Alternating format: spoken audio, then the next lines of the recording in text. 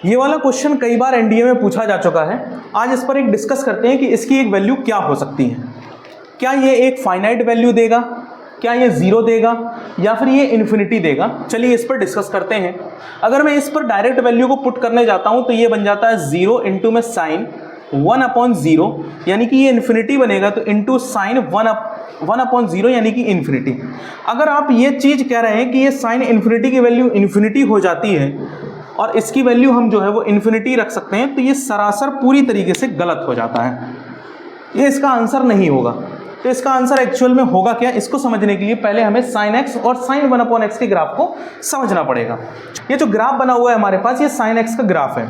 इस sine x के graph में अगर आप वैल्यू को ध्यान से देखें तो आपको समझ में आ रहा है कि ये जो ग्राफ है ये मैक्स टू मैक्स 1+ तक जाता है और मिन टू मिन में मिनिमम कहाँ तक ब्लो करता है, -1 तक। यानी कि -1 और +1 के बीच में ये फंक्शन जो है वो पूरी तरीके से फ्लक्चुएट कर रहा है। ये साइन एक्स का ग्राफ हुआ। इसका मतलब साइन एक्स जो है वो -1 और +1 के बीच में लाइज करेगा।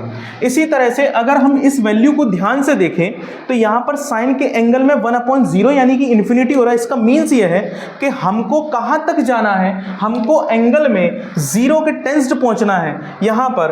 तो यहाँ पर जब वैल्यू को हम वैल्यू फाइंड आउट करने पर आते हैं फंक्शन की, तो ओरिजिन के पास आते आते ये जो वैल्यू है ये बहुत ज़्यादा कंट्रास्ट हो जाती है, ये बहुत ज़्यादा सिकुड़ जाती है यहाँ पर। और जैसे जैसे दूरी बढ़ती है तो ये कंप्रेस्ड नहीं होती, ये स्प्रेड होने लगता है। यहाँ पर कंप्रेस्ड हो गया, वहाँ पर स्प्रेड हो गया।